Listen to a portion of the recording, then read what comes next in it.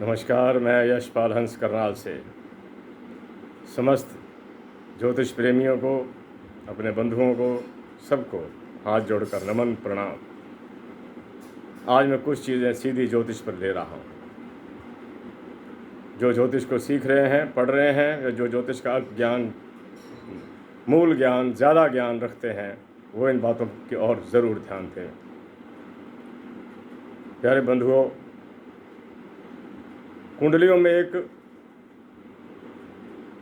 ग्रह परिवर्तन योग भी होता है। जैसे शुक्र के घर में बृहस्पति बैठ गया, बृहस्पति के घर में शुक्र बैठ गया। ये एक बहुत बड़ी बात है। मैंने एक बहुत बड़े आदमी के ग्रह परिवर्तन योग 3 देखे थे, और उसके बारे में ये कहा जाता है कि ये शासक था कहीं का। स्थान परिवर्तन योग कहते हैं इसे। स्थान का परिवर्तन कर जाना, यानी कि वो उसके घर में और वो उसके घर में। आज मैं टिप्स नहीं दे रहा आपको। आज मैं आपसे ज्योतिष की मूल बात कर रहा हूं, और मूल बात इस प्रकार है कि आप सोचिए, खुद सोचिए, अगर छठे घर का स्वामी 8वें में बैठ जाए। 8वां घर होता है किसी चीज को एक लगभग फिनिश करने का, पूरा तत्व में जमीन में डाल देने का। तो वो व्यक्ति का जो ग्रह है, जो छठे घर में बैठे, जो छठे घर का जो स्वामी है, वो अगर 8वें में चला जाए तो वो व्यक्ति शत्रु से, ऋण से और रोग से काफ़ी हद तक मुक्त हो जाता है, क्योंकि वो प्लैनेट चला ही 8वें में गया। ये लाभकारी हुआ ना, ये एक लाभकारी योग है। ऐसे ही कहते हैं कि त्रिकों के स्वामी त्रिकों में चले जाएं, 8वें का मालिक द्वादश में चला जाए, तो इसे भी कोई बुरा नहीं कहा गया, अच्छा कहा गया। जो उसकी बुराइयां हैं उस पर भी चर्चा करेंगे कि 8वें का मालिक 12वें में चला जाए तो उसकी क्या क्या ईवल्स हैं, उसके नुक्स क्या हैं। आज मैं आपको एक और योग के बारे, ये तो मैंने बताया ना कि छठे का मालिक अगर 8वें में चला जाए तो ये कल्याणकारी है, यानी कि रोग, रिपु आदि आदि ये सब 8वें में चले गए, यानी कि फिर खत्म हो गए, या इनका प्रभाव बिल्कुल कम रह गया। एक योग जो बहुत कमाल का योग है कि अगर सूर्य से पंचम में ट्राइन लगा लो ना, सूर्य लगन में बैठ गया, या मंगल लगन में बैठ गया, या चंद्रमा लगन में बैठ गया, उससे 5वें सूर्य आ गया और उससे 5वें मंगल आ गया,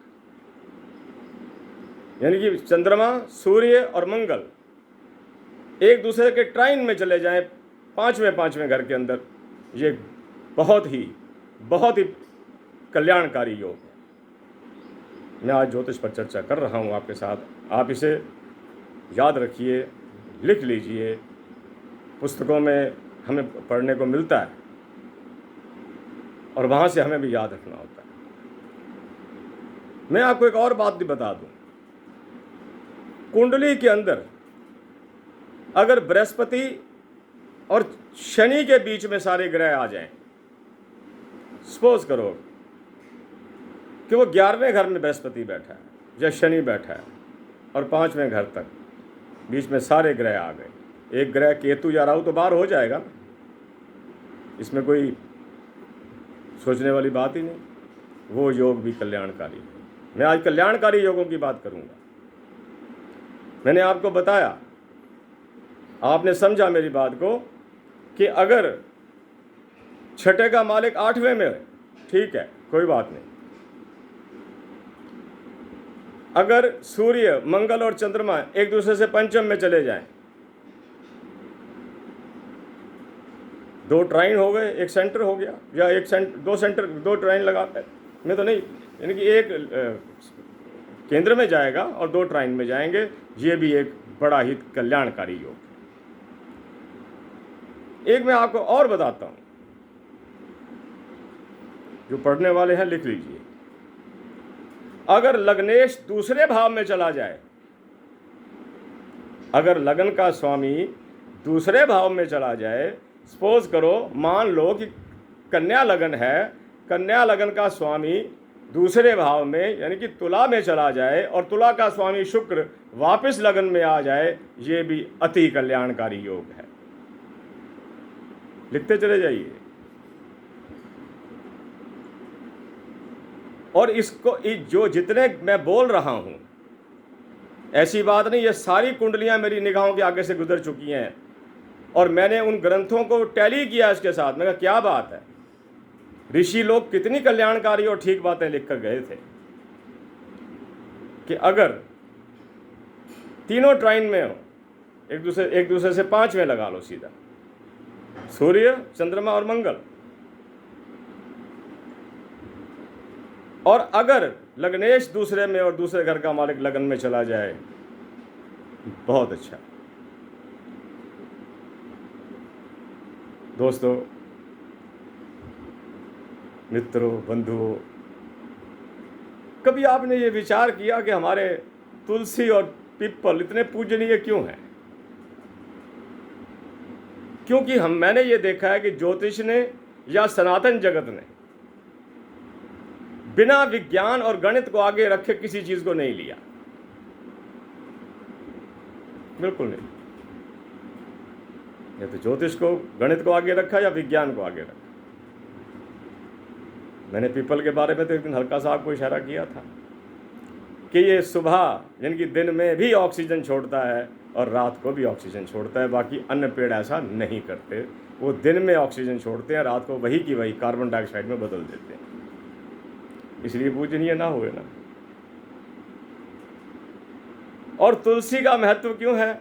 संसार का एकमात्र ऐसा पौधा जिसमें मरकरी है, पारा है।